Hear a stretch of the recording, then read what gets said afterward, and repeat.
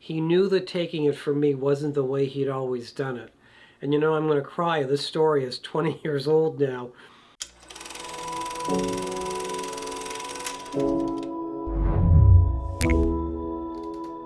My name is Richard Waxman, and I am the founder and the executive director of Paws Hearts Animal Assisted Therapy. Welcome back. Losing a pet is one of the hardest things animal lovers go through, so one local man is trying to make that grieving process a little bit easier if possible. Richard Waxman joining us now with Paws Hearts Animal Assisted Therapy. Good morning to you, Richard. Good morning. How are you? I'm good. How are you?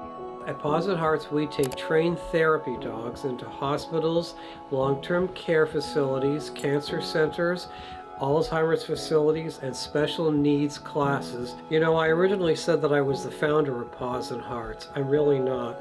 Lucky is the founder of Paws Hearts. Anybody who remembers me from 23 years ago will remember that this dog right here, the white one, that was Lucky. There wouldn't be a Paws Hearts without Lucky. The activities director at a nursing home in India, Valencia Palms, said, "You should bring Lucky to visit my residence."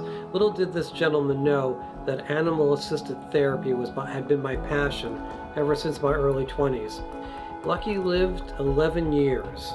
We went out 3-4 times a week on visits. He was one of the best therapy dogs. He was amazing at what he did. He would curl up on the patient's chest, and he just was the most gentle soul.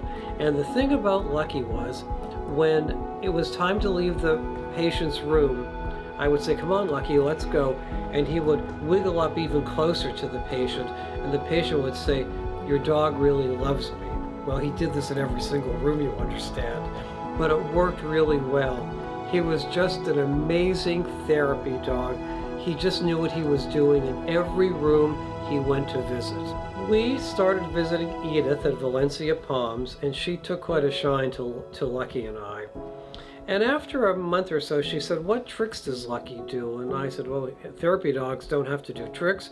They just have to be really friendly at what they're doing."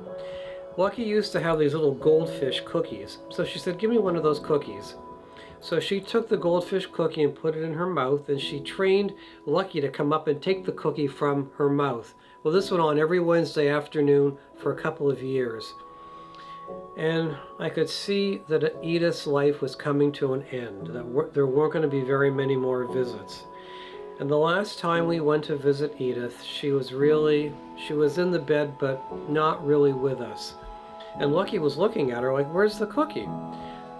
So I put the cookie in my mouth, and Lucky took it out, and he went over to Edith, and he tried to put the cookie in her mouth. He knew that taking it from me wasn't the way he'd always done it.